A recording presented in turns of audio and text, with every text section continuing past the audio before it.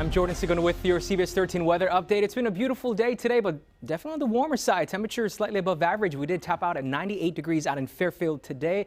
And then here in the valley, upper 80s to low 90s, low 80s for Placerville and Jackson with mid 80s in Auburn, and up in the high country today, 75 up in Truckee, 73 was reported this afternoon in South Lake Tahoe. Now we're expecting to see warmer temperatures tomorrow along with some light winds, and the winds will remain pretty light throughout the area. You can see here in the valley and the foothills all pretty much under 5 miles per hour. We got a little bit of a westerly wind out towards San Francisco tonight at 14, but that's going to be about it. The next time we see some rounds of stronger winds will likely be as we head into midweek. Now with the light winds out there, we're starting to see some haze actually being pushed up from the south from the KMP complex and Windy Fire and make its way into our area. So Stockton, Modesto dealing with the haze tonight, and that's going to be the case tomorrow. And we'll actually see more of the smoke and haze impacting our area. As we take a look at our smoke forecast for the next 12 hours, you can see all of that smoke from the fires burning near Fresno and to the south getting pushed up to us. And so expect to see hazier skies as we head into Sunday and Monday. Overall, though, mostly clear conditions as this ridge of high pressure still dominates the forecast. But as we head towards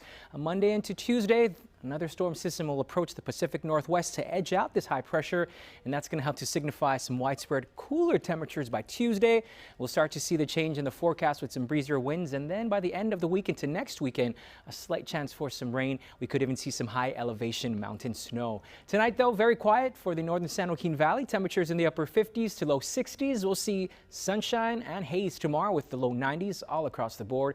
We'll see a lot of low 90s here in the Sacramento area as well, with 93 out in Vacaville, and the winds will remain fairly light. Now sunny and hazy tomorrow for the foothills. We'll see 87 for Jackson and Sonora.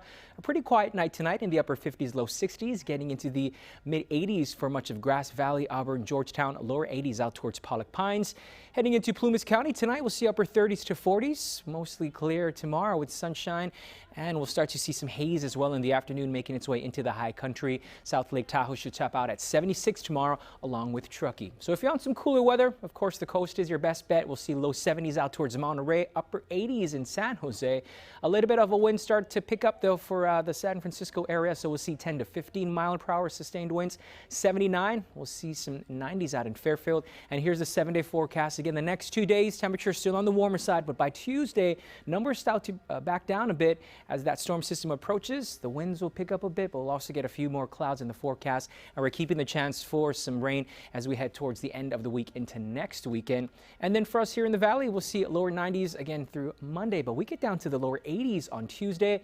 By Wednesday into Thursday, we are seeing 70s on the board, and then by Friday into Saturday, we'll be in the low 70s, possibly upper 60s. This is your CBS13 weather update. Here's Marissa Perlman with your top stories. Jordan, thank you so much. Fans required to show proof of vaccination or a negative COVID test within 72 hours if you plan to attend this weekend's UC Davis football game. That includes Saturday's first home game against Idaho. UC Davis says the policy allows them to host a bigger crowd and expand ticket offerings for the rest of the season.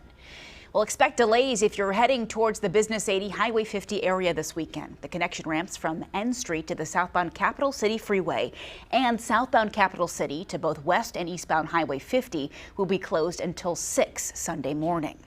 Well, a fall tradition is back in San Joaquin County. Oso Farms had its opening day in Lathrop, unveiling new attractions like this vintage carousel, mini golf, and a low-level obstacle course. Now, the old favorites are still available as well, like the corn maze and traditional haunted hayride. This year, our goal was to try to attract a bunch of different age groups. So obviously, you know, grandparents and grandkids can be on the carousel at the same time, and they can do mini golf together.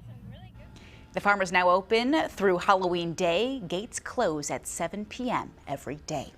Keep it here on CBS13.com for updates on these stories and other news. You can also download our new app to get the latest headlines on your smartphone.